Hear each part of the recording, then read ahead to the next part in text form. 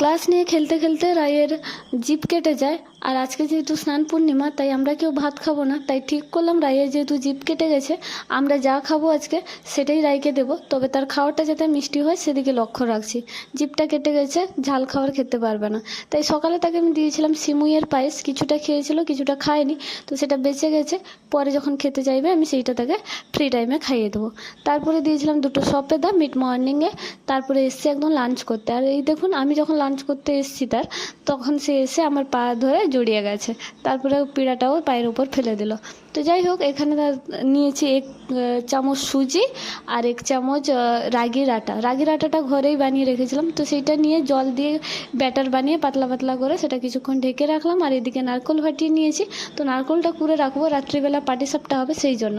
তারপরে এই যে তাওয়াতে আমি ঘি গরম করে, মানে তাওয়াটা গরম করে ঘি দিয়ে ঘিটাকে কিছুক্ষণ গরম করে ভালোভাবে চারদিকে ছড়িয়ে নিয়ে এই যে ব্যাটারটা বানিয়ে রেখেছিলাম সেইটা এবার দিয়ে দেবো।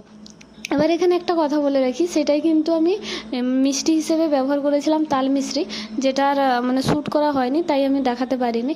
আর এদিকে যে নারকেলটা কুড়িয়ে রেখেছিলাম সেটা একটু গার্নিশ করে দিয়েছি যাতে দেখতে সুন্দর লাগে। তো এটাই ছিল আজকে তার দুপুরের লাঞ্চ। তারপরে বৃষ্টি শুরু হয়ে গেছে, বিকেল 3টে থাকে, তাই বিকেলবেলা যেহেতু কারেন্ট নেই তাই আর কিছু বানাইও নি। তাকে দিয়েছিলাম বিস্কিট, সারাদিন এত মিষ্টি খেয়েছে, তো মানে মিষ্টি মিষ্টি খাবার খেয়েছে, তাই আর কিছু খেতে চায়নি। তাই দিয়েছিলাম বিস্কিট। আর রাত্রিবেলা আমরা যে পাটিসাপটা বানিয়েছিলাম সেটাই ছিল তার ডিনার। ব্যাস, এটাই ছিল তার